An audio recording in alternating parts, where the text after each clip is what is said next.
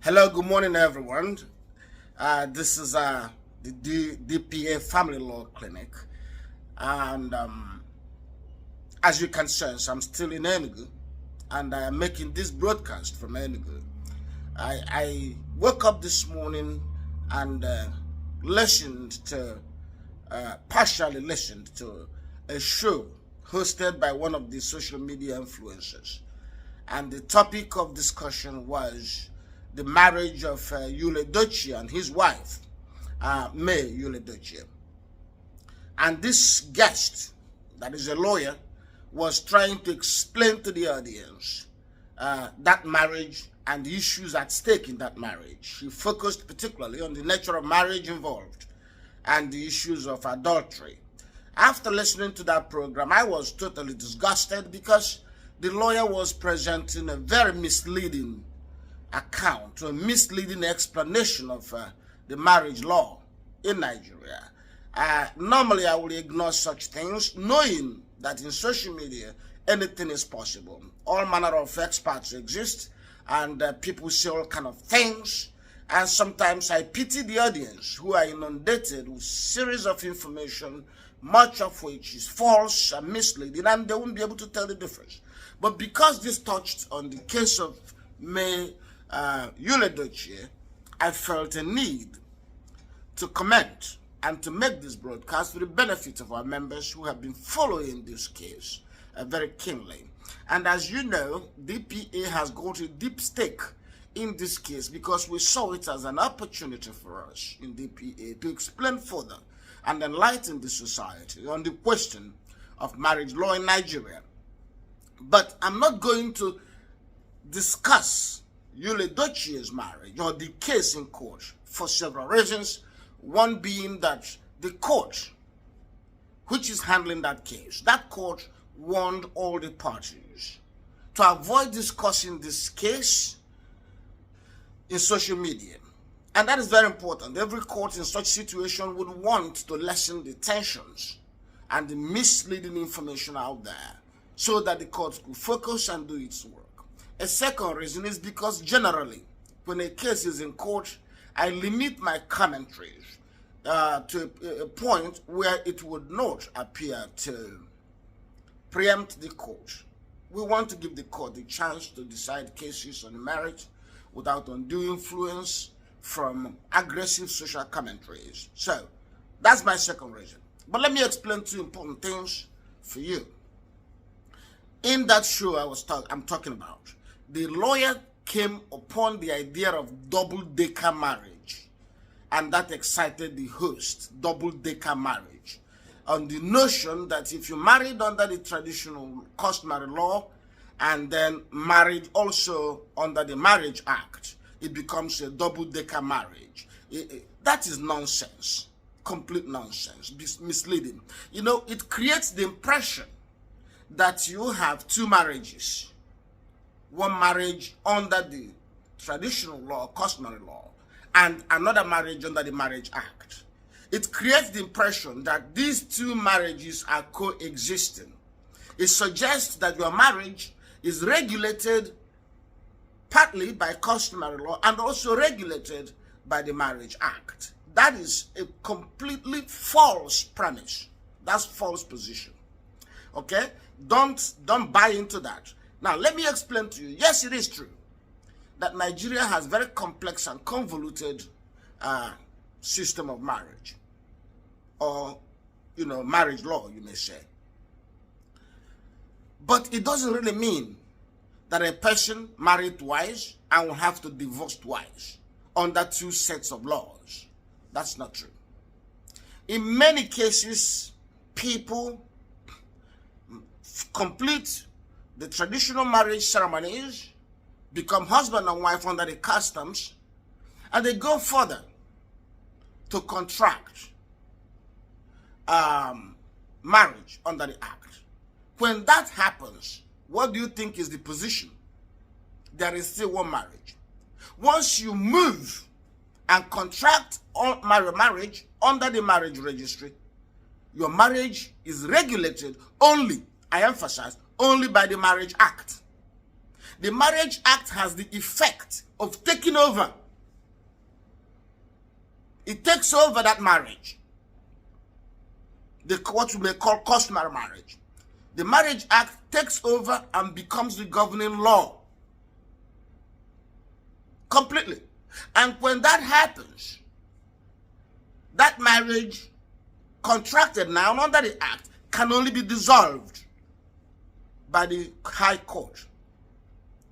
So, when High Court dissolves that marriage, it is finally over. There is no idea that you have double-decker marriage. So after the High Court dissolves it, then you still remain married under the customary law.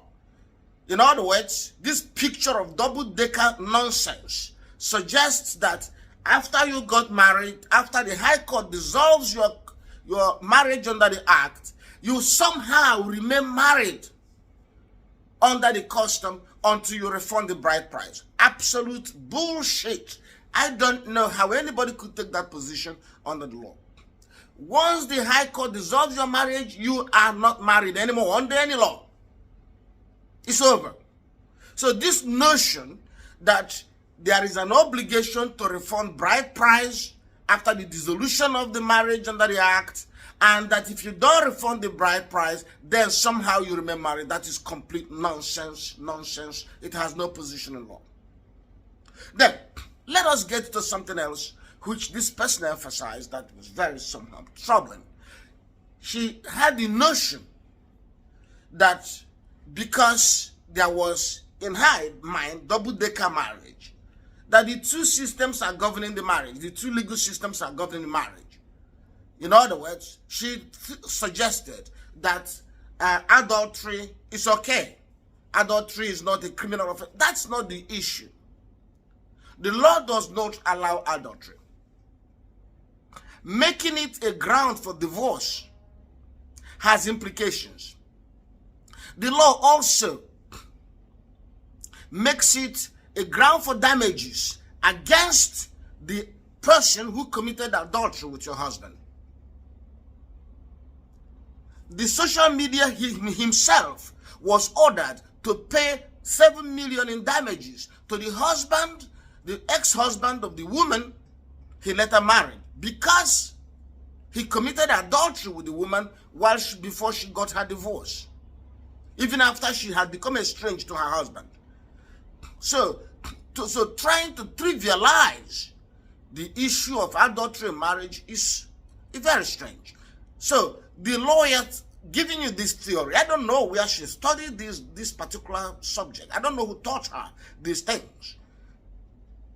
If you are married and you commit adultery, a number of things will happen to you. And let me explain to you what is going to happen here. First, it is a ground for divorce. Being a ground for divorce means that the court is going to find it to be a shortcoming, a serious fault on your part. And once that ground has been established, the court can go further to make additional findings and decisions against you. It could affect your issue of right of custody. It could affect the issue of even access to your children. It could also affect issues of alimony, how to settle your wife during divorce. It could lead to so many things. It could lead to a series of restrictions. But above all, the court could award damages against you and against the other party, whom we call the party cited. In a divorce case, that your girlfriend or the person you had adultery with could become party cited, that is sued in that case, and there will be consequences. So, trying to trivialize this or to justify that a person in Yul Edochie's position, because they're married traditionally and married, by the way, their intention was not to marry traditionally and stay there. They were going to get married under the Act, which they did.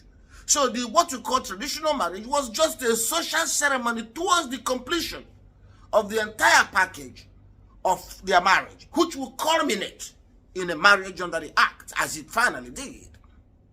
So don't get this idea messed up in your mind. If you marry someone with the intention ultimately to marry under the Act, everything you do is social ceremony towards that point. And finally, the issue of return of bride price in the case of in the case of marriage under the act. Listen, whatever you think, once you are married under the act, the Marriage Act and the Matrimonial Causes Act and the Matrimonial Causes rules govern the entire process. They govern your marriage. The marriage is no longer governed by customary law, and the issue of bride price payment or return thereof are irrelevant when you are married under the act. But in any event, when you are in court, you filed a petition for divorce in court, and that petition is pending, a judge is sitting on it, trying to hear and decide the case. You cannot ask for any other remedy. You cannot say anything about that marriage except through that process that you have instituted, or the process that is pending in court. How can you be in court looking for divorce and you're asking for refund? That is stupid. You know why it is stupid? Because the court may deny your petition for divorce.